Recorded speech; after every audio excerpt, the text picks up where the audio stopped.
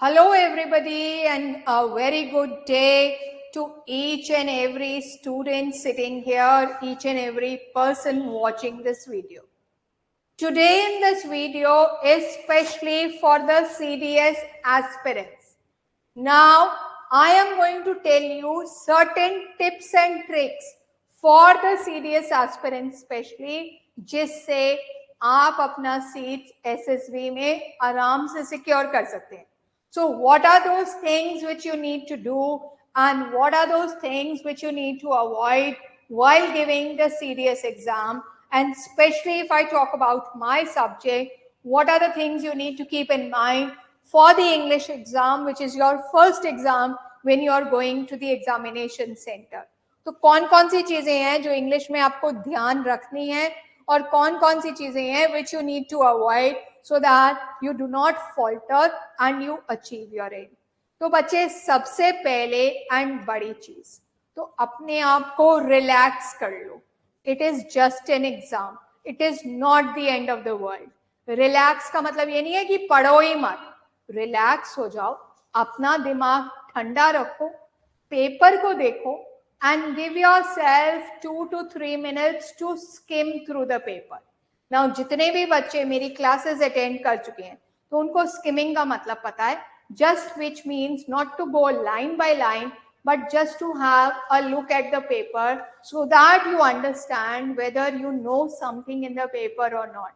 क्या कुछ ऐसा है जो क्लास में कराया गया था, क्या कुछ ऐसा है जो आपने रिवाइज किया है, या सब कुछ आपके पास ऊपर से निकल रहा है. And then realize yourself that you are sitting in the examination mode, in the examination room, and start from the area in which you are the most confident. अगर आपको लगता है कि स्पॉटिंग एरर्स आपका की फोटे है तो आप स्पॉटिंग एरर से स्टार्ट करें. अगर आपको लगता है कि इडियम्स एंड फ्रेजेस आपका की फोटे है तो आप इडियम्स एंड फ्रेजेस से स्टार्ट करें. तो जो भी एरिया आपको लगता है आपको बेस्ट आता है, मैक्सिमम नंबर ऑफ क्वेश्चंस आपको उसके आते हैं, तो आप उस तरीके से स्टार्ट करें. और जो सेकंड पॉइंट है कि जो टाइम कंज्यूमिंग टॉपिक्स हैं, जैसे अगर हम सीडीएस की बात करें तो टाइम कंज्यूमिंग टॉपिक्स क्या है बेटा?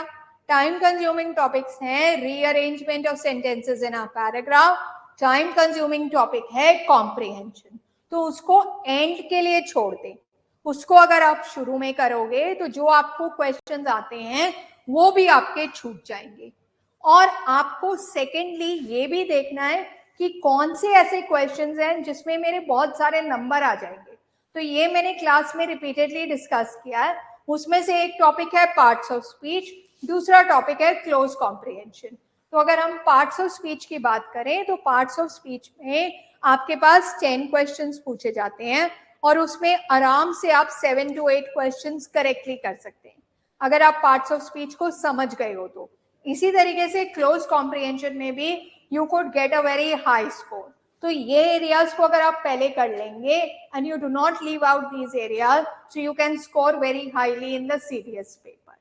दूसरी चीज है कि रिपोर्टेड स्पीच कभी पूछा जाता है, कभी नहीं पूछा जाता है एग्जाम में.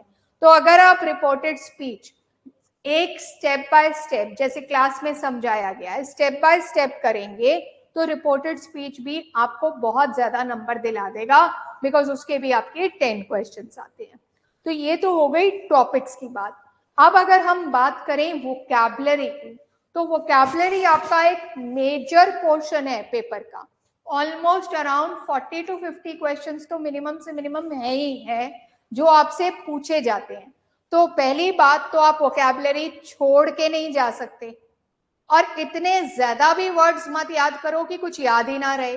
तो उसके लिए आपको जो मैंने टिप्स एंड ट्रिक्स बताए हैं, रूट वर्ड्स के, नेमोनिक्स के, सेंटेंस को समझ के, एलिमिनेशन मेथड के, adopt those tips and tricks and come to the correct answer. Read the question twice whether it is asking for a synonym और an antonym. Synonym की जगह antonym ना लिखें, एंटोनिम की जगह सिनोनिम ना लिखें. इडियम्स एंड फ्रेजेस में क्या करेंगे? एक प्रोमिनेंट वर्ड को उठाएंगे और उस वर्ड से आइडेंटिफाई करेंगे कि इडियम एंड फ्रेज का क्या मीनिंग है. So through the method of elimination you will be able to come to the answers correctly. So out of the 4 options, you will be able to come to at least 2 of them, and then you can make a choice which is the more appropriate answer and get going. Secondly, and most importantly, paper के time management is extremely crucial. तो आप time management हमेशा बच्चों से पूछो तो बच्चे बोलते हैं हमारा पेपर छूट गया, हमारा पेपर छूट गया. तो अभी टाइम है तो आप टाइम मैनेजमेंट के लिए क्या करें? टाइम मैनेजमेंट के लिए take yourself in examination mode, sit down in examination mode, try and give a paper for 2 hours of English, whether it is online and offline, and don't move during those 2 hours, and see how many questions you are able to answer. So you will actually feel that you are preparing for the actual paper and you will be able to do it better. At least do it once a week or fortnightly so that आपको time management का issue ना हो और जो questions आते हैं वो आपके ना छूटे. So these are some of the things and tricks and tips which you need to understand. At the same point of time, understand that each one of you who is sitting here is best. So each one of you has your own strengths and weaknesses. So analyze it to the best of your ability and give your best and leave the rest to God. Till then, have a great day and enjoy yourself.